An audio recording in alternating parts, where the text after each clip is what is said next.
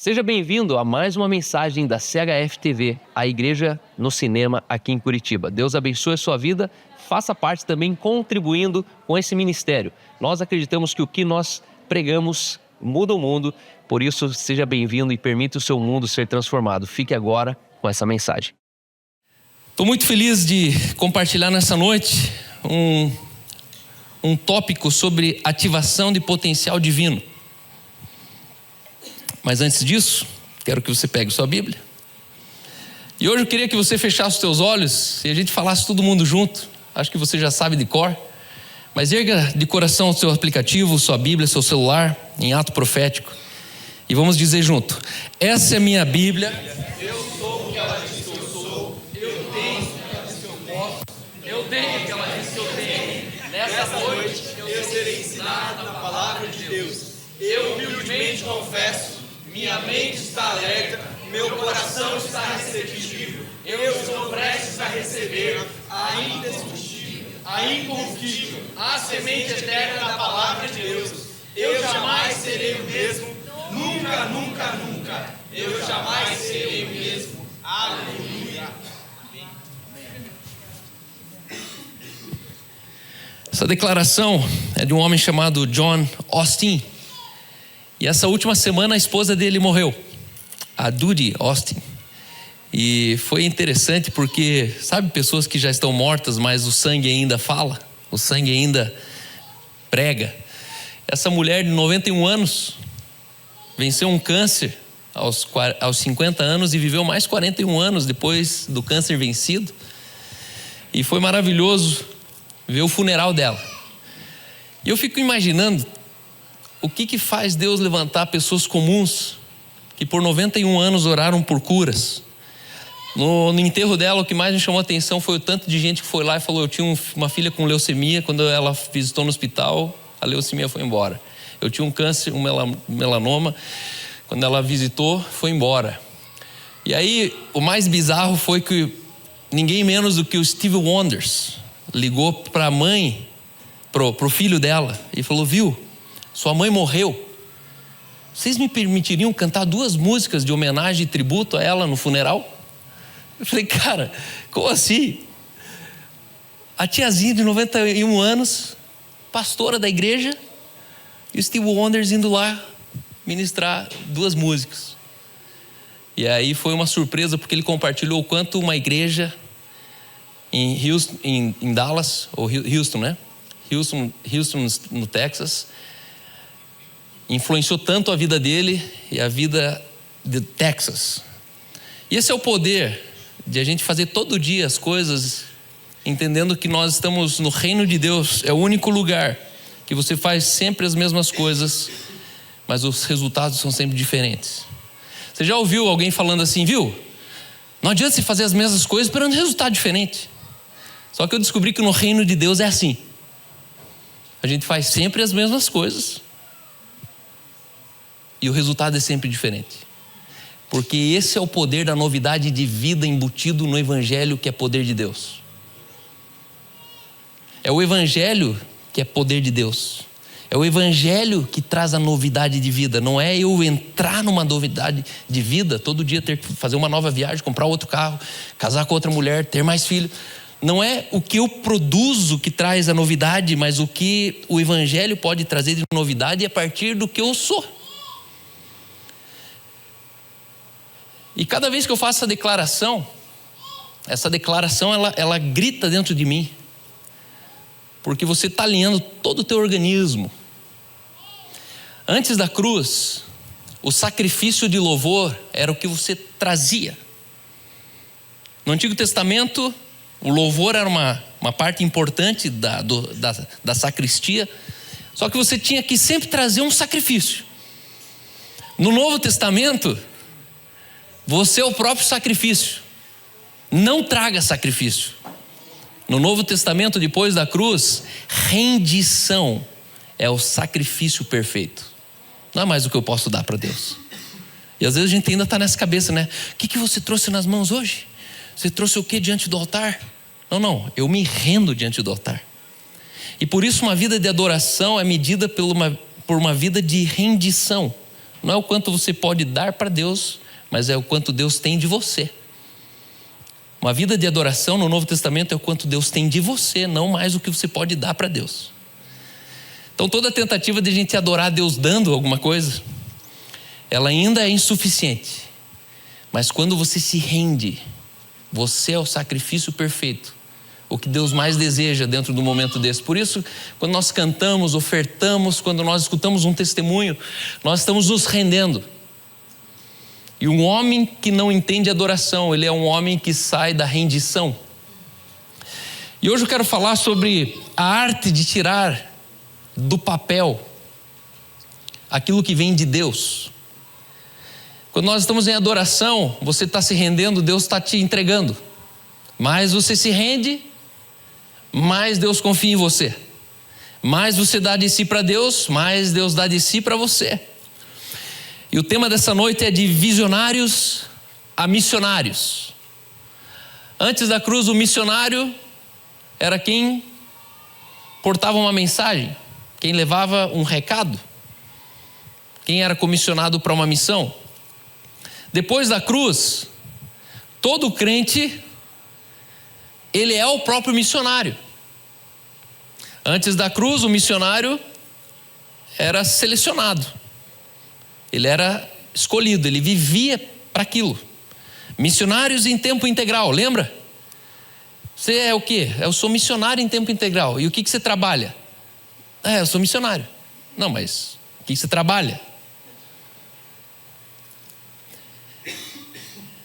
E aí depois da cruz, missionário ficou uma coisa meio divagada. Missão ficou uma coisa meio perdida. E aí às vezes a gente luta para, será que eu preciso ser missionário?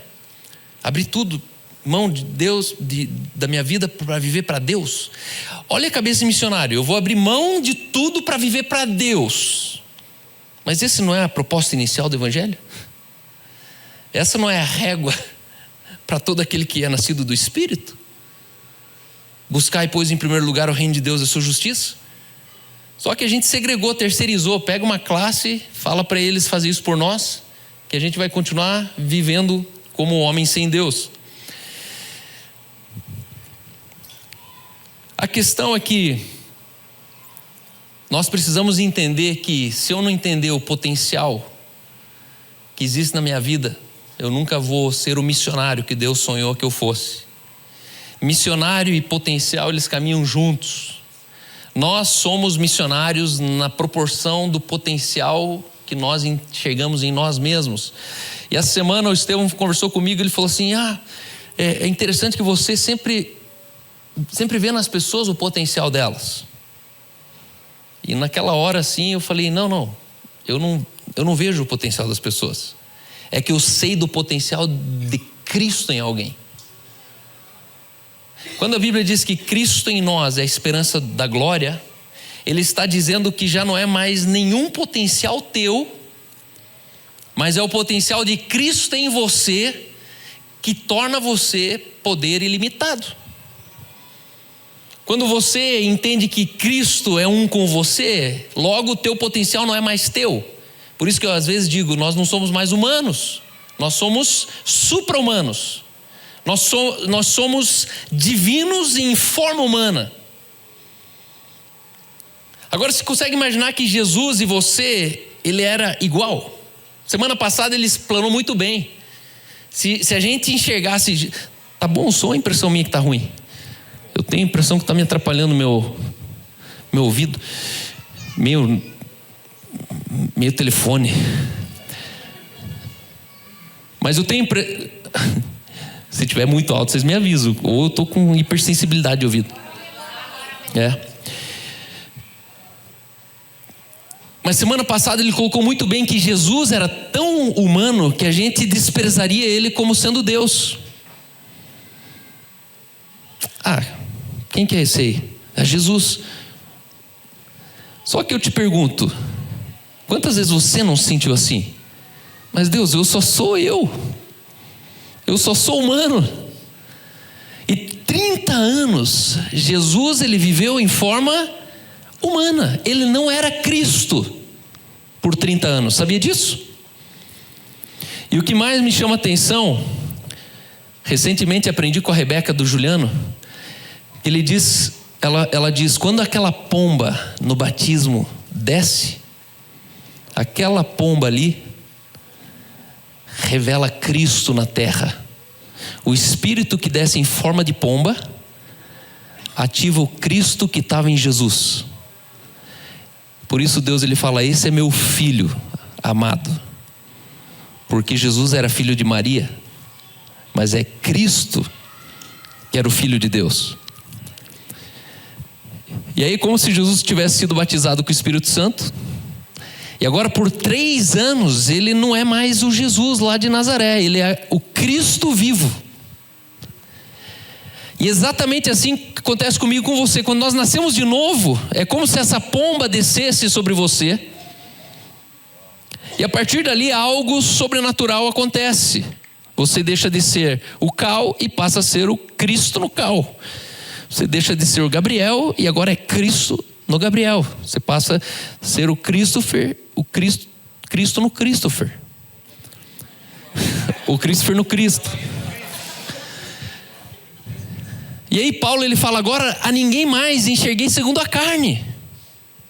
Não olhe mais alguém no potencial humano que ele tem, mas não duvide do Cristo que está nele. O texto ele diz, tudo posso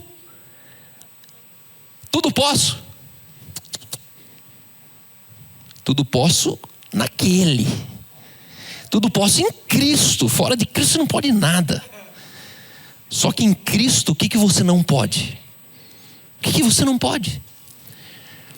A arte de tirar o que vem de Deus do papel é você entender que você precisa sair do pensamento para a realização. Se tudo que Deus é, tudo que Deus disse, se tudo que Deus tem para você morrer nos teus pensamentos, a sua vida vai ser em vão. O nosso problema não é o que Deus pode dar para nós. O nosso problema é como que eu faço para parir o que Deus pôs dentro de mim. Já está em você. Já está sobre você. Você já nasceu de novo.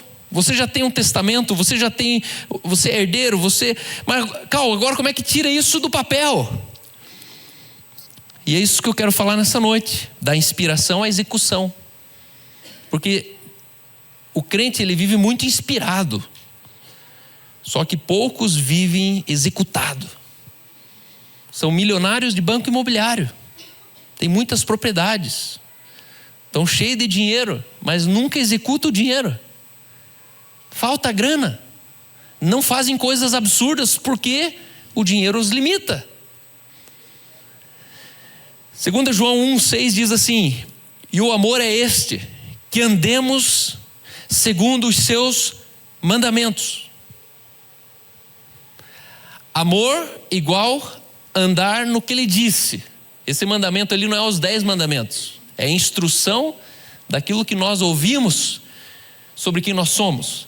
E ele diz, e o amor é esse, que vocês andem segundo os mandamentos. Este mandamento, como ouviste desde o princípio, é que andeis no amor. Logo, andar em amor é andar nos mandamentos. Outro texto ele diz, vocês são meus amigos, meus discípulos, se vocês fazem o que eu vos mando. A expressão de obediência ao Senhor é a proporção do quanto você obedece o que Ele disse. Quando você crê no que a Bíblia diz, quando você opera aquilo que está escrito, isso é amor. Calma, como é que eu posso amar mais? Obedece mais. Ah, mas não tem que ajudar os pobres, levar isso? Não. Ainda é pouco. Se você tentar amar amando, você ainda não vai ter amado o suficiente. Por isso que às vezes, quando você tem vontade de odiar, você é para continuar amando. Porque amar amando, você não consegue amar o inimigo. Amar obedecendo os mandamentos, você vai amar o inimigo.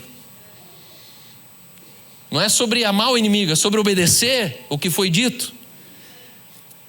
A sabedoria divina. Olha que interessante, Adão e Eva viviam em liberdade, certo? Mas dentro dessa liberdade Deus falou, mas não comam daquela árvore do conhecimento do bem e do mal. Toda liberdade carrega parâmetros. Imagine você, como pode uma moça solteira ser livre dentro de um casamento, se ela não é casada? Entende que quando você casa, você é livre, mas qual que é o parâmetro? Não esqueça que você é casada. E às vezes a impressão que as pessoas têm é que liberdade é eu fazer o que eu quiser. E não, liberdade é eu fazer tudo o que você deveria ter feito. E aí Deus, Ele pega essa liberdade do jardim e coloca uma limitação, um limite. Fala, ó, naquela não coma.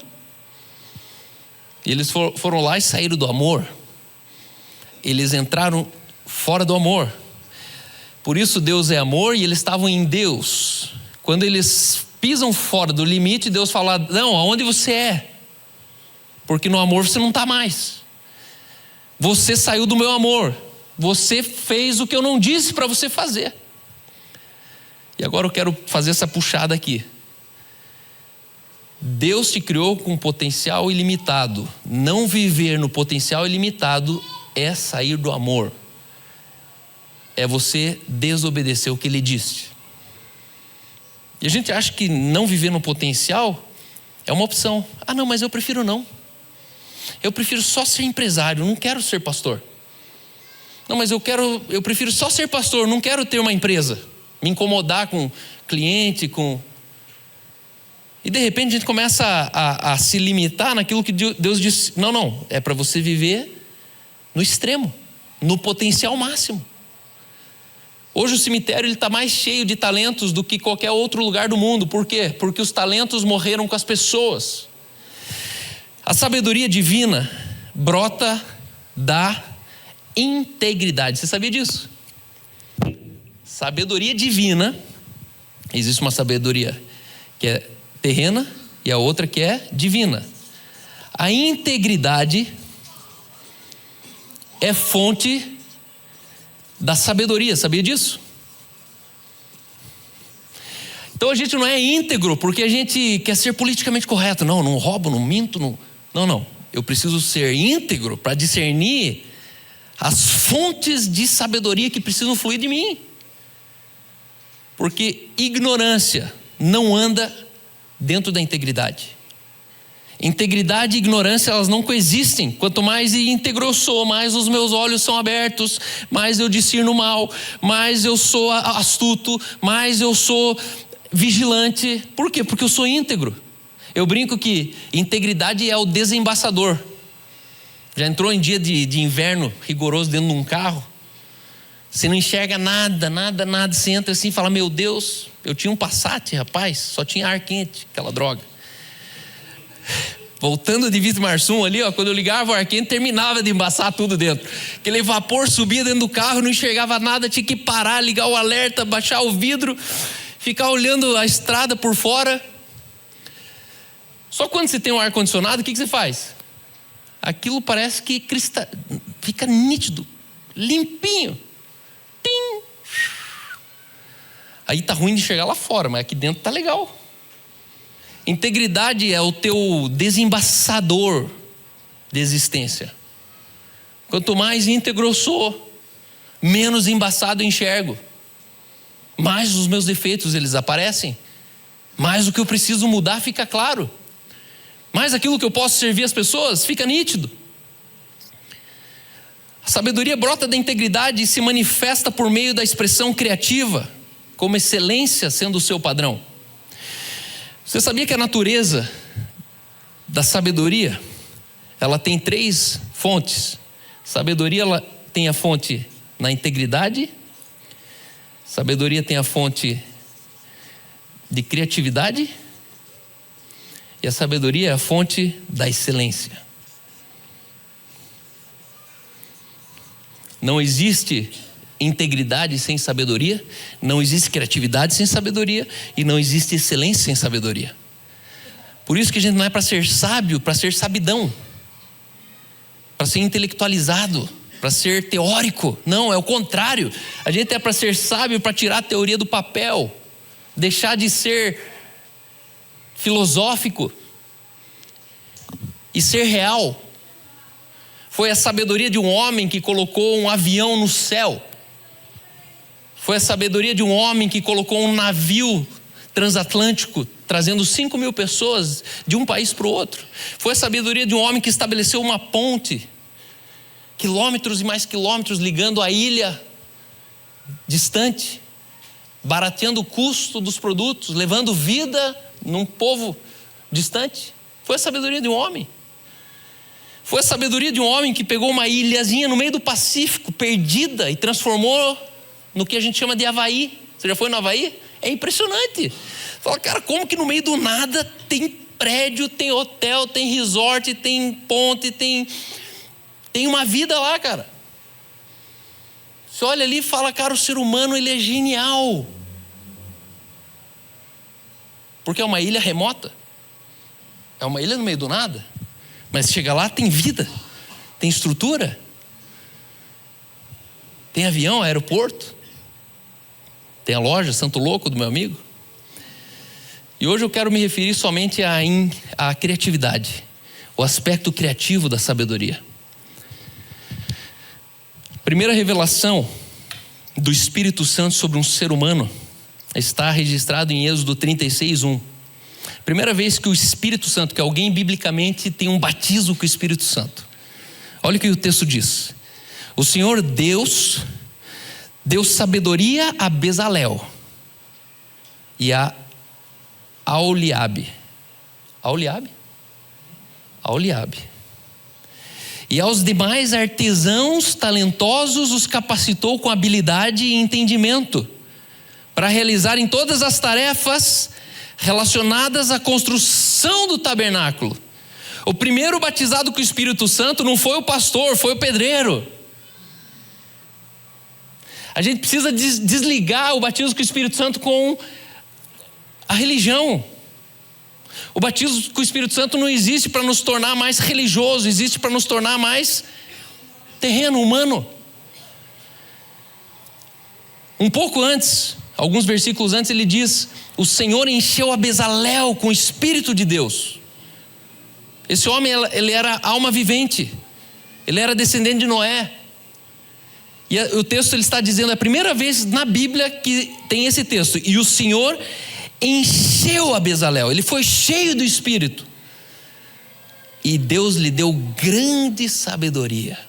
A gente está usando o batismo com o Espírito Santo para um monte de coisa, mas que tal se hoje a gente descobrisse que é a fonte de sabedoria? Uma pessoa que é batizada com o Espírito Santo, ela sai mais sábia. Sábia para quê? Para emitir venda, para criar um software, para curar um câncer, para achar a cura de um câncer. Nós precisamos expandir a nossa espiritualidade para as necessidades humanas do mundo. Não é para a gente ter uma dopamina aqui dentro, não é para a gente ter mais uma experiência que eu senti Jesus hoje, não. É para que o mundo receba justiça, alegria e paz no Espírito Santo.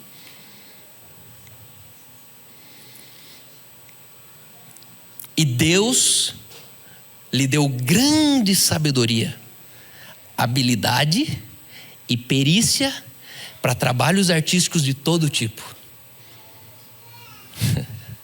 Como assim, Cal? Eu estou dizendo que no reino de Deus o ministério de ensino se chama Espírito Santo. Esse cara não fez engenharia, mas ele descobriu mistérios da engenharia. Esse cara não fez química, ele não fez medicina, só que ele acessou. Meus irmãos, existe uma commodity no reino de Deus chamada sabedoria, que se a gente acessa pelo Espírito, não pela faculdade. Não é estudando, não é lendo os livros. Eu ainda vejo muito crente aqui, não preciso ser mais sábio, está lendo um monte de lixo. Só piora, fica mais otário. Que os caras que mais lêem livro terminam os mais otários.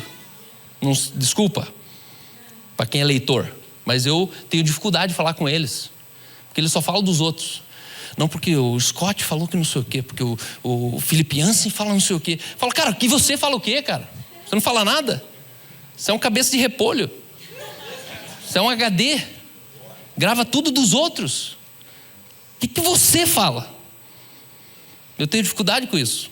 Eu brigo com os meus amigos pastores, porque eles querem escrever e vender livros. Eu falo, não, beleza, mas vamos primeiro ler suficientemente a Bíblia, aí se der tempo a gente lê algum livro de alguém. Só cuidado com a leitura. Ela pode te entulhar, ela pode te deixar lento, ela pode te deixar castrado daquilo que precisa sair de você. E a gente está enfiando. Não, é para sair. Precisamos entender que o poder do potencial das pessoas não é do tamanho delas, mas é do tamanho de quem está sobre elas ou nelas. Nós precisamos entender que o discernimento de espíritos, olhar para a pessoa e discernir, há um espírito sobre ela, eu não vou desprezar ela. Não, Cal, mas ele nunca vai ser um pastor, Cal, ele é muito grosso para isso. Não, ele nunca vai ser um gestor, ele é muito desorganizado para isso. Ei, volta 10 anos na tua vida lá e dá o resumo como você era. Todos nós 10 anos atrás provavelmente éramos piores. Nunca classifique as pessoas pela fase de vida que elas estão passando. Que elas não são aquela fase ali. Elas não são aquele momento ali. Essas pessoas, elas vão te visitar lá no futuro. E você vai falar, você? E ela vai falar, sim, sou eu. Talvez ela vai te receber como um prefeito numa cidade, falando, não, eu sou o prefeito aqui. Você? Porque é sobre o que Deus pode fazer, não é sobre o que nós somos. Eu queria que você descansasse hoje da tentativa de ser alguém. Porque Deus não enganou quando Ele te criou. Ele já te criou chamando você pelo nome. Você é meu. Eu te escolhi. Eu te chamei. E hoje eu percebo que a gente com Deus é igual esposa de alguns homens. Sabe por que alguns casamentos acabam? Porque a esposa do cara tem muito sonho. E o cara não aguenta acompanhar o sonho da mulher. Ele devia olhar para ela e falar, cara, você devia ser solteira. Porque onde tem duas visões ali é uma divisão.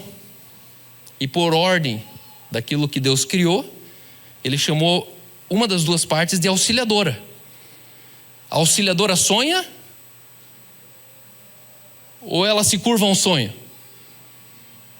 Então uma mulher que resiste a um sonho do marido, a uma visão do marido, ela deveria repensar se esse é realmente seu marido. Carlos, está dizendo que mulher não tem sonho? Não, estou dizendo que mulher tem opção de escolher um sonho. Não, esse sonho é pequeno.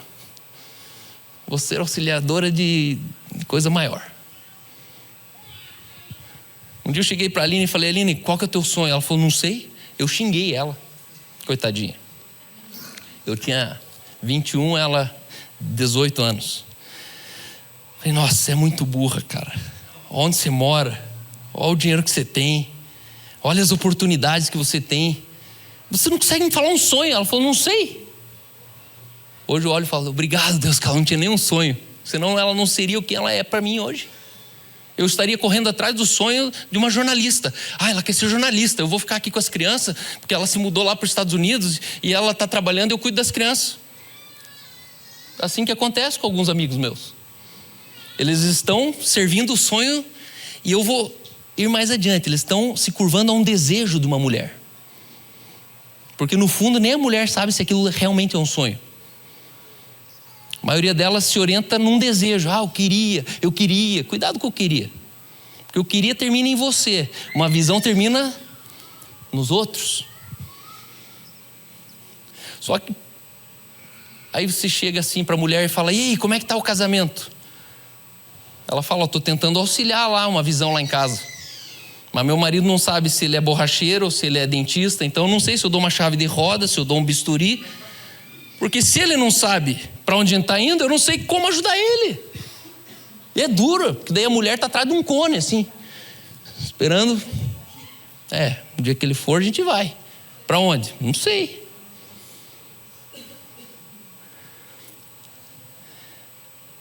É difícil falar sobre isso no século 21. O pensamento feminista criou mulheres que no fundo elas nem sabem o que elas querem, na verdade. Mas elas estão tentando reagir a um trauma de homens tiranos, que talvez realmente, como a Bruna, que com 1 ano e 8 meses o marido dela saiu fora e deixou ela se virar com 2 crianças. Ela tem motivo para não querer mais saber de homem. Só que entenda que há uma visão de Deus para mim e para você, para a tua casa, para o teu casamento. Mateus 17:20. Um dos textos mais difíceis de entender é esse aqui, ó. Por que sua fé é muito pequena? Respondeu Jesus. Eu lhes digo a verdade. Se você tivesse fé, ainda que do tamanho de uma semente de mostarda, poderia dizer a esse monte: mova-se daqui para lá. E ele se moveria. Nada seria impossível para vocês. Antes da cruz, fé tinha tamanho, sabia disso? Você podia ter mais fé, menos fé. Sabe por quê? Porque tinha gente que tinha mais espírito, tinha gente que tinha menos espírito. Só que depois da cruz, esse texto aqui não está falando de uma fé pequena e de uma fé grande. Esse texto aqui ele está dizendo: se vocês tivessem fé, e aí ele fala, não é que é para ter do tamanho de uma, ele fala, ainda que fosse da menor das sementes. E aqui ele está recriminando, dizendo assim, ó, é ter ou não ter. Se vocês tivessem fé, e ele estava dizendo, vocês estão sem fé. E aí depois da cruz, eu estou aqui para te lembrar que fé, ela é absoluta na sua vida, porque o Espírito está completo na sua vida. Você não tem mais um pouco do Espírito. Você tem o Espírito completo em você. Por isso você tem a fé completa em você. Cuidado com figas quando você está orando com alguém. Senhor, eu oro, por favor, Senhor. Cura ele, Senhor. Irmão, o texto ele diz, e lhe imporão as mãos, serão curados. Tem uma matemática aqui que não é o que a gente faz que cura alguém. É o que a gente pode ser para essa pessoa que cura alguém. Não é sobre eu curar, não é sobre você curar, não é sobre orar mais forte, não é sobre convocar uma campanha, não. E esse texto está dizendo, se você tivesse fé, e o tamanho da grão de mostarda, ele está falando que é ter e não ter. Porque o tamanho da grão de mostarda ia provar que você tem fé. E hoje eu quero aqui te lembrar que você tem a fé plena dentro de você. Só que você escuta demais aquilo que está fora de você. Fé é a certeza das coisas que se esperam, convicção das coisas que não se veem. Sem fé é impossível agradar a Deus. Logo, Deus seria um tirano se algum dia Ele te deixasse 3 dias sem fé. Vou tirar a fé dele, porque ele não está mais buscando a fé. Não, sem fé é impossível agradar a Deus. Logo eu preciso entender que eu estou na fé. O filho do divino que eu sou carrega a fé que eu preciso. Por isso que a gente precisa começar a ser mais honesto, não com a fé que a gente não tem, é com o resultado que a gente não está operando. Que a fé você tem. Só que é mais fácil eu dizer que minha fé é pouca do que eu olhar para um monte e falar, te atira ao mar. Você não consegue falar para o monte, te atira ao mar. A parte mais fácil a gente não consegue. Porque é mais fácil, não, minha fé é pequena, Cal, pode ser você orar aqui comigo? Ora por nós aqui, porque a nossa fé não está dando. Existe um processo criativo, e aqui que eu quero entrar nessa noite, da revelação da sabedoria para a terra. Existe o pensamento, certo? Pensamento é uma palavra não verbal. Sabia disso? Pensamento é uma palavra que já é, mas ela não foi dita, mas ela já existe. E uma das coisas mais poderosas da vida de um novo nascido é o pensamento. Eu costumo dizer que aqui são os lugares celestiais em Cristo Jesus. É no pensamento que você foi assentado nos lugares celestiais em Cristo Jesus. É nos pensamentos que você nasce de novo. É nos pensamentos que você sai da 3ª dimensão para a 4ª dimensão. É no pensamento que você transcende. É no pensamento que você pode discernir um espírito em alguém. Porque o pensamento veio. Pensamento é você escutar o que ninguém falou. Você consegue entender isso? Porque se ele é uma palavra não verbal, tem uma origem. Como que eu pensei isso? Agora você consegue entender onde a gente está? A gente está escutando o que ninguém disse, só que há um espírito que te diz o dia inteiro coisas que você pensa que, é da minha cabeça. Não, é do espírito da tua cabeça. É do espírito que está dentro de você. Eu queria dizer para você, creia mais nos teus pensamentos. Parênteses, se você nasceu de novo. Se você não nasceu, você está frito. Porque aquele que é nascido do Espírito, ele cogita para as coisas do Espírito. Pode de dentro da mesma fonte jorrar água amarga e água doce? Então por que você duvida dos seus pensamentos?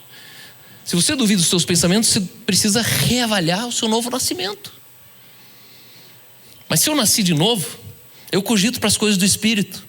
Calma, mas eu faço tanta besteira que você não tem ideia. Eu também. Mas eu penso tanta besteira que você não tem ideia. Eu também.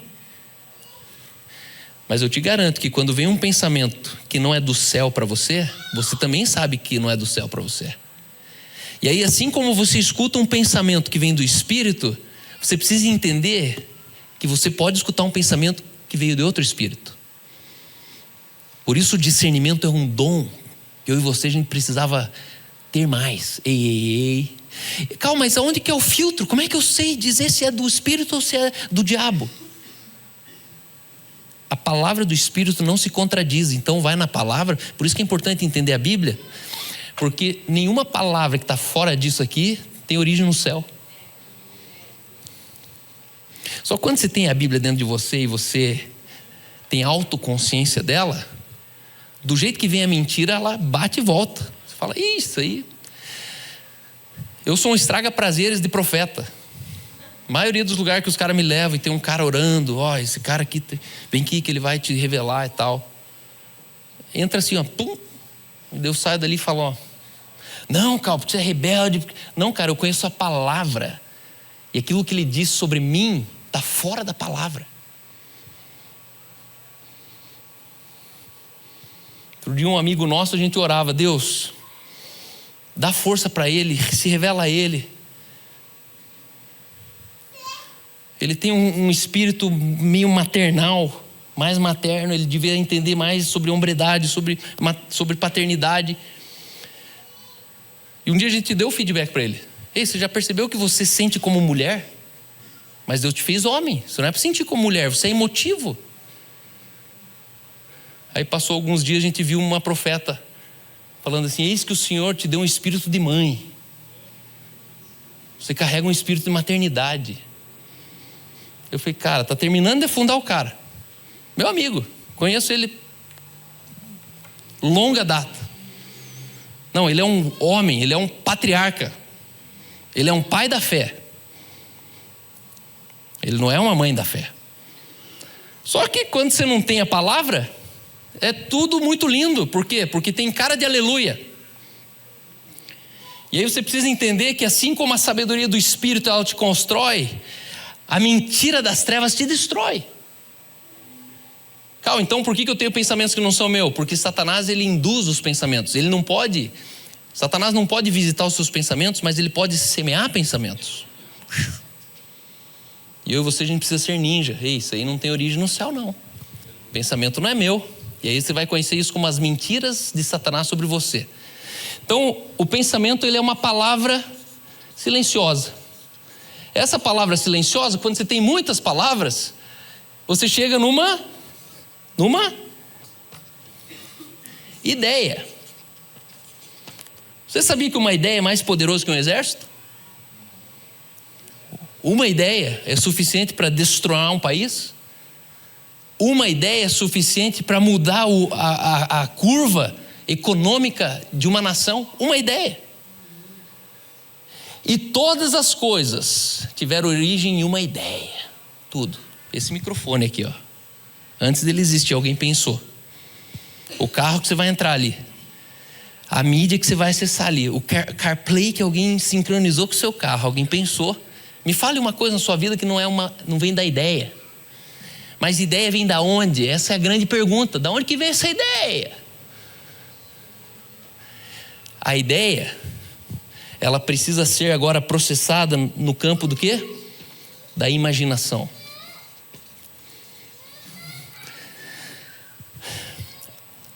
Pensamento é um pensamento de uma palavra silenciosa. Então, a palavra é um pensamento exposto. Tudo na vida começa com uma forma de pensamento. Por isso que o texto diz, no princípio ele era um pensamento. O pensamento estava com Deus e o pensamento era Deus. Não, Carl, está escrito palavra, é isso? Tem um pensamento que não é palavra? Depois de dito, o pensamento se torna uma palavra. Ele deixa de ser um pensamento. Número 2, do pensamento e da palavra surgem as ideias. Muitos pensamentos constituem ideias. Uma ideia é o conceito do pensamento, ele se tornou realidade. Então, ideias são sementes de potenciais. Existem ideias que talvez passam na sua mente e você não tem noção do que aquilo significa para a próxima geração, porque você não entendeu o que está dentro daquela ideia. Porque você não imaginou aquela ideia. E aí vem o terceiro nível de operação, que é o nível da imaginação. A imaginação transforma uma ideia em um plano. Se você tem uma ideia, ela pode ir e vir. Você tem muitas ideias em um dia. O que cozinhar, o que vestir, o que fazer. Você pode decidir de noite, na noite anterior, que vai vestir de manhã e depois acordar com uma ideia diferente, porque as ideias, elas são voláteis, elas mudam. As ideias são influenciadas. Mas se uma ideia se desenvolve em imaginação, isso significa que a ideia se tornou então um plano. Ainda não está escrita ou desenhada, mas está na sua cabeça. Imaginação é um plano não documentado. Logo, a imaginação é o plano não documentado. É uma exibição visual dos pensamentos e ideias. E aí, olhe o que Efésios 3:20 diz.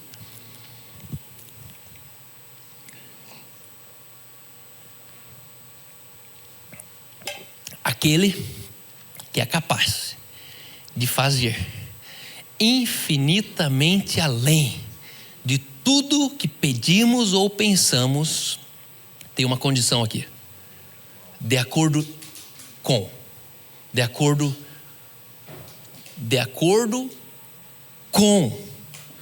o poder dele que atua em nós. A exposição nossa ao poder de Deus é o que materializa a ideia, a imaginação daquilo que já está dentro de você. E a gente precisa entender que poder de Deus não é para a gente sentir. Não, cara, não. Poder de Deus é para que a gente exceda mais do que a gente pensa ou imagina. Imaginação é uma coisa de Deus. Satanás está tentando prostituir ela todo dia com você e comigo. Nós pensamos em imaginação, a gente já pensa uma coisa ruim. Só que entenda, a imaginação é o laboratório do céu para materializar uma coisa que nenhum homem viu na terra ainda. Se você quer ter sucesso na vida, pegue suas ideias, transforme-as em imaginação. Então pegue a imaginação e duplifique-a fisicamente, colocando-a no papel. E faça com que ela se torne um plano documentado. O plano termina no pensamento. Isso aqui é um ciclo criativo, processo criativo do céu, dá para chamar isso. O seu pensamento é uma palavra, você escutou essa palavra, ninguém falou. Esse é o mistério, como que você escutou? Como que Steve Jobs escutou? Todo dia alguém está escutando, você está escutando aquilo que não foi dito. Até que a gente tenha uma ideia, mas essa ideia a gente não deixa morrer. A gente processa ela num plano. Perceba a nossa realidade. Muitas pessoas nunca passam do estágio de ideia. E isso é muito triste, porque essas pessoas normalmente estão seguindo alguém. As pessoas que chegam ao estágio da imaginação costumam falar muito, mas não fazem nada. São sonhadoras. Essa é a realidade da maioria das pessoas. Hoje a gente tem muita ideia, e a gente joga, deixa para lá? Ou a gente, de ideia, a gente ousa imaginar, criar mecanismos, mas aí a gente não documenta um plano, a gente não decide, eu vou tirar do campo imaginário e vou materializar isso. Mas quando um homem e uma mulher pega a sua imaginação e coloca num papel, você está olhando para um visionário que está se tornando um missionário. Visionários veem grandes coisas em suas mentes. Muitos visionários estão no cemitério. Eles tiveram visões, mas suas visões nunca chegaram à missão. Quando um visionário se torna um missionário, você tem um homem ou uma mulher que vai mudar o mundo. E hoje meu convite para você é ser mais do que crente, é você ser um missionário. Tirem planos do papel, por menor que seja. Talvez você nunca escutou isso de lugar nenhum, porque eu também não escutei. Isso aqui eu não copiei da internet. Não, isso aqui é fruto da sala da minha casa, onde eu entendi que a sabedoria é muito mais do que saber. Sabedoria é solucionar. Maldita hora que a gente transformou criatividade em pintores de quadro. A classe criativa é a classe do cinema, do filme, das artes. Não, cara. A classe criativa é a classe da engenharia, da aeronáutica. Criatividade igual solução de problema. Nós fomos criados por Deus, seres criativos desde o dia 1. Todos vocês têm uma unção de criatividade que tem a origem na sabedoria. E a Bíblia diz: se alguém tem falta de sabedoria, peça a Deus. Logo, se alguém tem falta de criatividade, peça a Deus. Qual o seu problema nessa noite? Um boleto não pago? Uma fábrica falindo? Cada um aqui carrega um problema hoje. Entenda, tem uma sabedoria criativa à sua disposição para ir lá e resolver. Só que você precisa terminar com ela no papel. Quanto vai custar? Com quem você vai se associar? Que teste dá para fazer? Porque no papel alguém olha e fala: quanto custa? 100 mil reais? É pouco, eu coloco. Ninguém investe em uma ideia. As pessoas investem em um projeto, em um plano. Faça o plano. E eu estou falando aqui de coisas absurdas.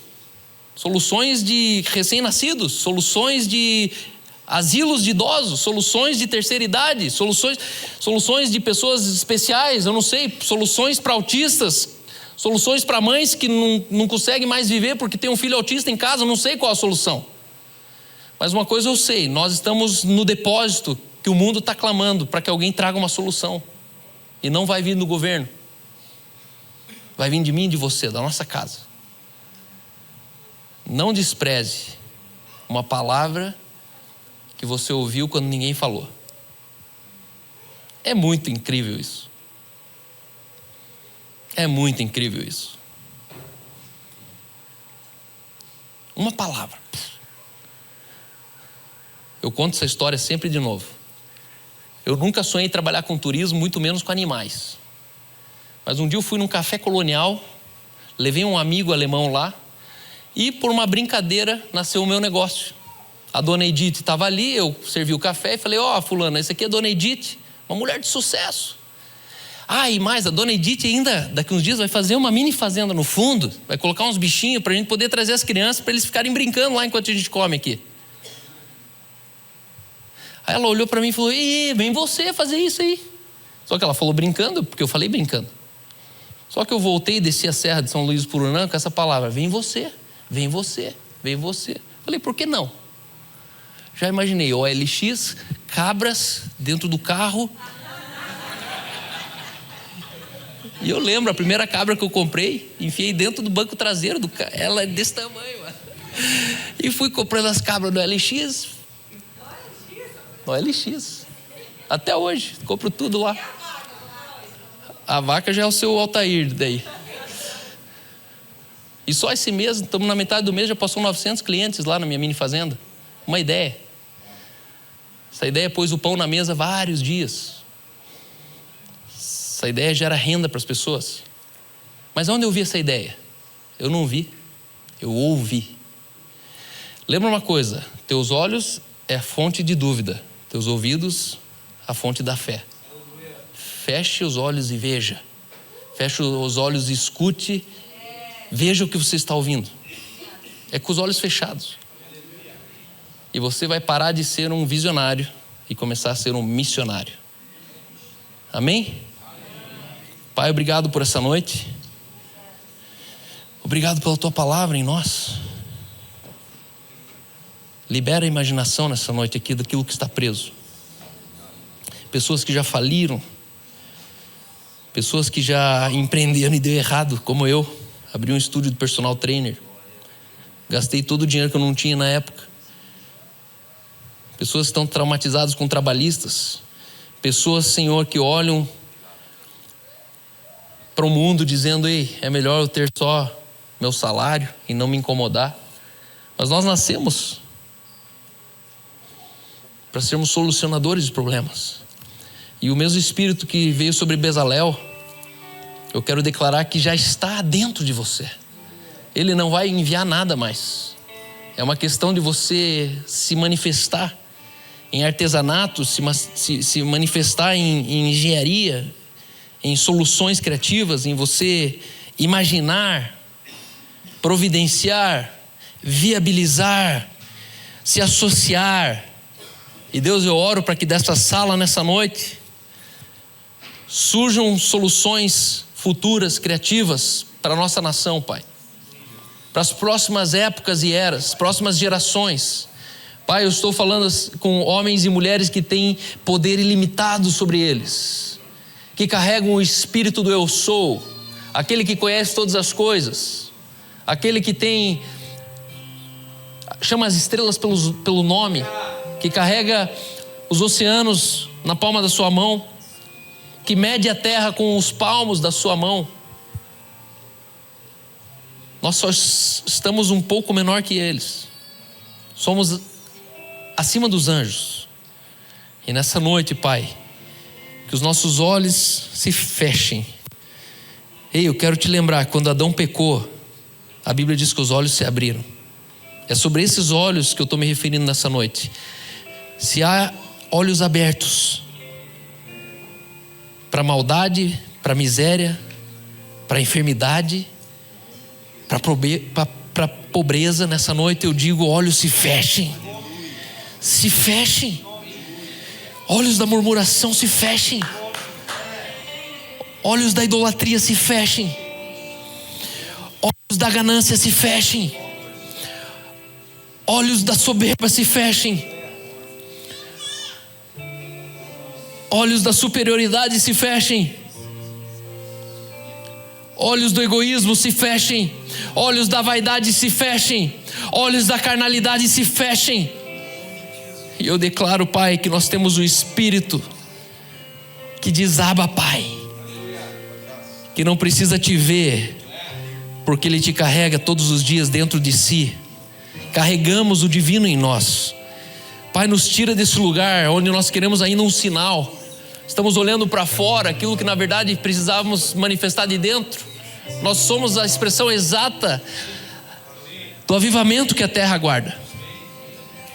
Mas que esse avivamento termine num serviço, numa obra, para que o teu nome seja glorificado e Deus seja visto, dizendo verdadeiramente: Jesus Cristo é o Senhor.